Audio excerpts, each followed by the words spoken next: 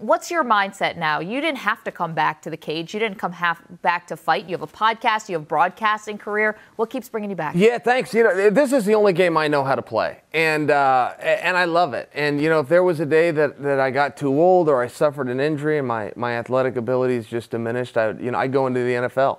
But as long as I can stay here, I could do quarterback. Yeah, I'd probably be a defensive end, quite frankly. If you really want to know, I'd be a defensive end. But as it comes to Wanderlei Silva, he is on limited time. And the next time I see Wanderlei, I will be fighting Wanderlei. They have not brought him to any press conferences. The last time I saw Wanderlei, I had to fight Wanderlei in the streets of Sao Paulo, Brazil. And I wasn't proud of it, but it happened, and it's going to happen on the 24th at the Garden. Well, we haven't seen Silva because he's been banned from the sport for the last 3 years. He's had some issue with drug tests. You have also. Why could fans believe you guys are going to be clean for this? Yeah, that's, the one thing that Wanderlei has that he gets points for with me is he's a little bit shady.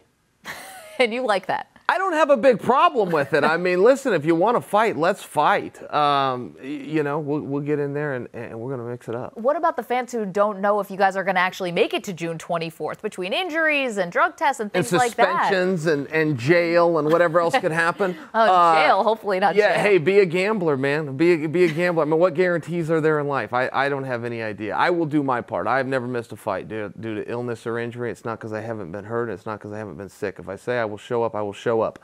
I do not care for Wanderlei Silva, but I think that possibly it would be fair to say that about him too. I can't remember of a time that he's ever pulled out of a match. So I trust that he'll be here, but it's been a long time. He hasn't been in there in a while. I can tell you, I just had my first fight after a few years, and it's different. Didn't go well for you. No, you hear about those ring rusts and these different things, and I can tell you as an athlete, for me, I lived in denial of that. I thought, that's not going to happen to me, and I put my time in the gym, and I've done this plenty of times, but there's a real thing to that. There's a real thing about walking out there and competing and having that different speed, a speed that you don't see in sparring or in practice sessions.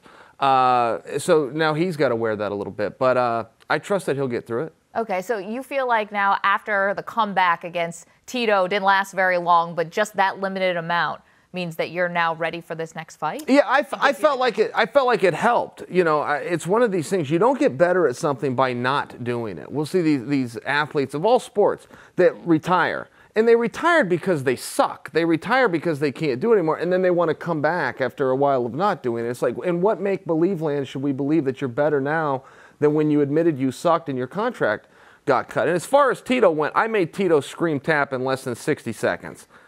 They didn't stop the fight. We continued. Fine. I will not make that same mistake with Wanderlei.